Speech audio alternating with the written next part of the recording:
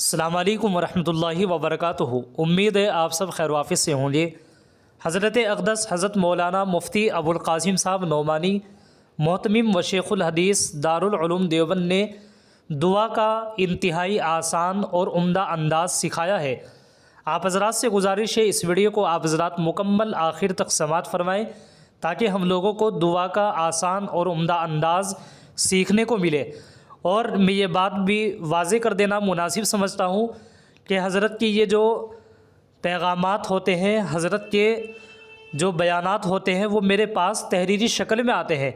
اس لیے حضرت ہی کا ایک گروپ ہے بنا ہوا، وہ ہے معارف نعمانی کے نام سے۔ کچھ لوگ مجھ سے کمنٹ میں پوچھتے بھی ہیں کہ حضرت کی آڈیو بھی ہمارے پاس سینڈ کر دیجئے، تو اگر حضرت کی آڈیو ہو تو میں اس کو بھی سنا دیتا ہوں۔ فی الحال میرے پاس معارف نعمانی گروپ میں یہ میسیج آیا ہے تحریری شکل میں، آپ حضرات اس کو مکمل آخر تک سماعت فرمائے، جس میں لکھا ہوا ہے الدعاء مخ العبادہ، کہ دعا عبادت کا مغز ہے۔ سب کچھ کرنے کے بعد اللہ سے مانگنا چاہیے، یہ نہیں سوچنا چاہیے کہ ہمیں دعا کرنی نہیں آتی، کیونکہ بندے کو مانگنا ہے اور اللہ کو دینا ہے۔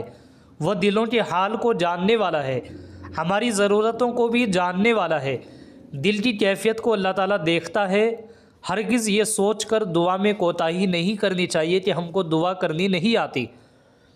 کچھ تو دعا کے موٹے موٹے آداب ہیں جن کو ہر آدمی جانتا ہے کہ دعا کے شروع میں اللہ تعالیٰ کی حمد و ثنا ہونی چاہیے اور رسول اللہ صلی اللہ علیہ وسلم پر درود شریف پڑھنا چاہیے۔ حمد و ثنا کے سلسلے میں تو الحمدللہ رب العالمین کی صورت کس کو یاد نہیں۔ حمد کی نیت سے سورہ فاتحہ پڑھ لی جائے۔ دعا ثنا جو نماز کے شروع میں پڑھی جاتی ہے، سبحانک اللہم و بحمدک و تبارک اسمک و تعالی جدک و لا الہ غیرک، یہ اللہ تعالیٰ کی حمد و ثنا ہے۔ اسی طرح جو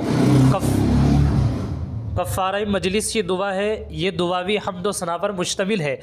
سبحان اللہ و بحمدہ سبحان اللہ العظیم، یہ بھی حمد و ثنا ہے۔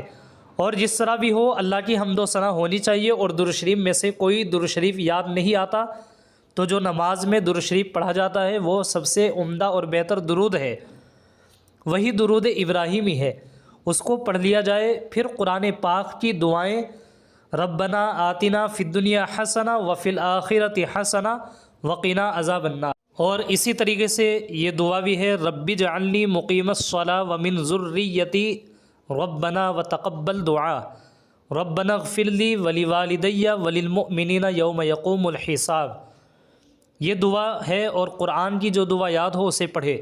سب سے افضل وہ دعا ہے جو قرآن کے اندر ہے، پھر اس کے بعد ان دعاؤں کا نمبر ہے جو رسول اللہ صلی اللہ علیہ وسلم سے منقول ہیں۔ آپ صلی اللہ علیہ وسلم کے الفاظ کی جو دعائیں ہیں ان میں جو دعا یاد ہو مانگنا چاہیے، صرف پڑھنا نہیں بلکہ مانگنا، صرف تلاوت نہیں، اللہ سے مانگ رہے ہیں، اللہ سے درخواست کر رہے ہیں، ان دعاؤں کو مانگے۔ حوالہ ایمان اور اس سے تقاضے، صفحہ 255، پیشکش دارالمعارف النعمانیہ۔